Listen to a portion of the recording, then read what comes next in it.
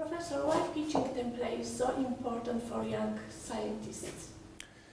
Well, my view of the template, the beauty is that it's got the qualities of being brief, and it's focused, and it's methodical.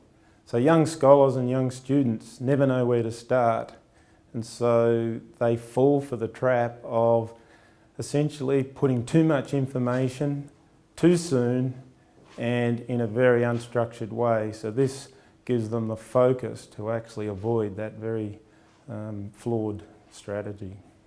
This is your idea. How did you fall on this? That's a very good question. I think one has to be careful to claim that it's one's idea. I think the idea that I can claim is bringing all the elements together.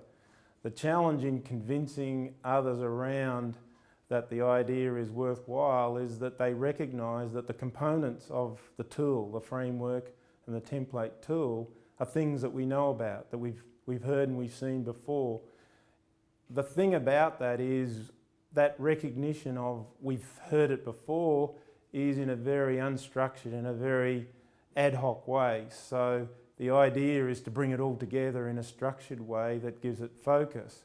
So I think it's very difficult to say how it came about.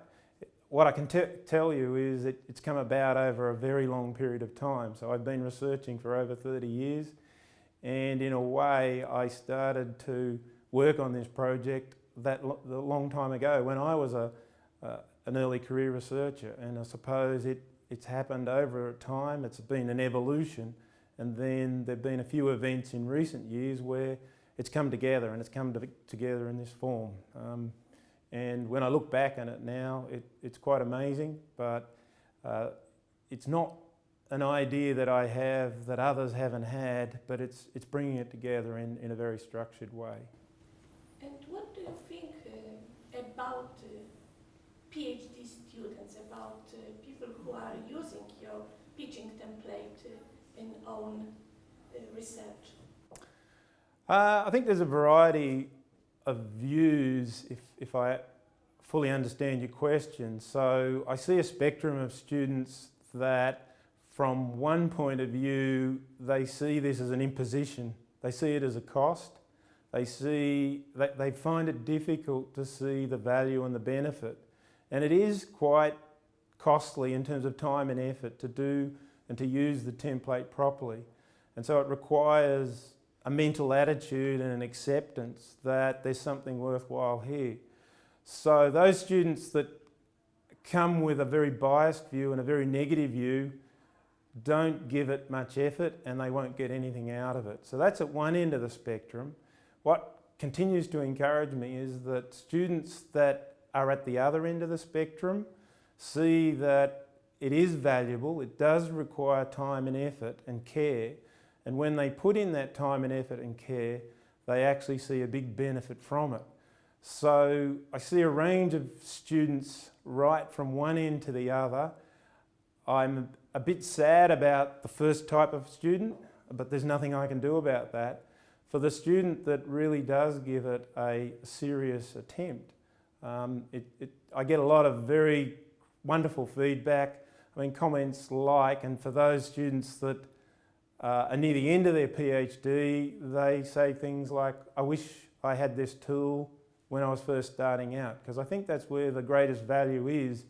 And my feeling about the tool is if you're willing to bring a positive attitude and you use it a few times, you transition from a situation where it's a struggle and that you're, I guess, mimicking what you think should be there to, you fall over a threshold. You actually understand a good way of completing the template to a point where you can almost forget the structure of the template. It becomes instinctive. It becomes something that's natural. And to me, that's the biggest long-term value. And the last question.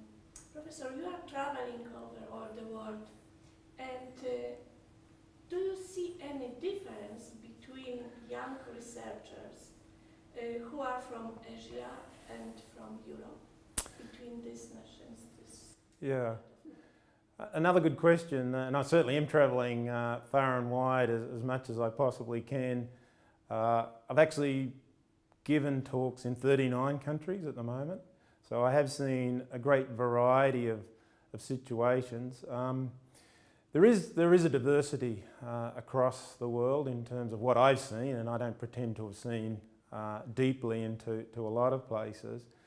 A lot of this I would put down to, I guess, cultural factors and just the different stages that different countries and that they're in. And so I think for me, I can see positives in all situations. So I don't think of it as comparing one with the other. I don't think of it as striving for perfection.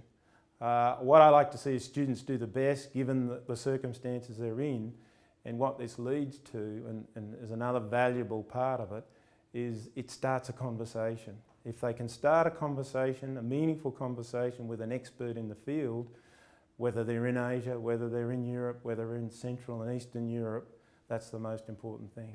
Thank you very much. My pleasure. Lovely to talk to you.